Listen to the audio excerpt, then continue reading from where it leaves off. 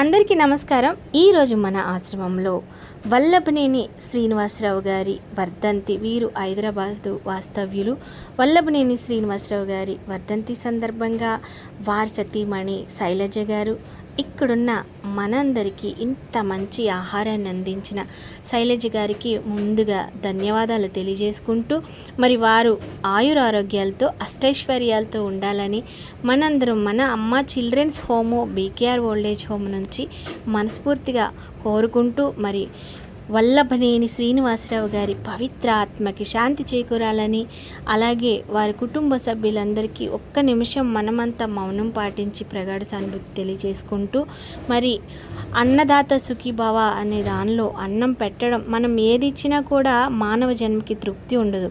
అదే ఒక పూట కడుపు నిండా అన్నం పెడితే మనం దేన్నైనా కానీ వద్దు అని అనము. అదే అన్నం పెడితే మన కడుపు నిండగానే చాలు అంటాం. ఇంకా ఏది కూడా చాలు అని మాత్రం అనం. అది మానవులకు ఉన్న నైజం. అలాగే ఇంత మంచి కార్యక్రమానికి శ్రీకారం చుట్టిన శైలజ గారికి హృదయపూర్వక నమస్సుమాంజలి తెలియజేసుకుంటూ, మరి శైలజ గారు మీరు ఎప్పుడు కూడా ఆయురారోగ్యాలతో అష్టైశ్వర్యాలతో ఉండాలి. మీరు చేస్తున్న వృత్తిరీత్యా ఏదైతే ఉందో మీ దినదిన అభివృద్ధి చెంది ఇంకా ఎన్నో ఆశ్రమాలకి ఈరోజు మీరు సేవా కార్యక్రమాల రీత్యా, అన్నదాన సేవా కార్యక్రమాల రీత్యా సహాయ సహకారాలు అందించినట్టు లలిత గారి ద్వారా మేము తెలుసుకున్నాము. అలాగే గోశాలలకు కూడా మీరు సహాయాన్ని అందిస్తున్నట్టు మాకు తెలిసింది.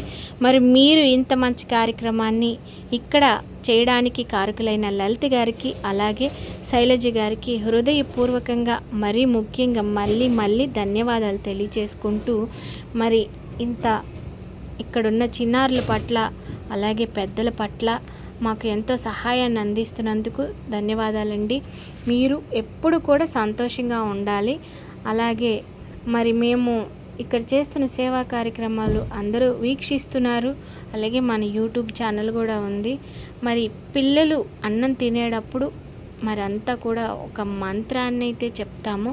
అది చెప్తాము. అహం వైశ్వానరో భూత్వా ప్రాణినాం దేహమాశ్రితః ప్రాణాపాన సమాయుక్తః ప్రచామ్యన్యం చతుర్విధం. అన్నదాత సుఖీభవ.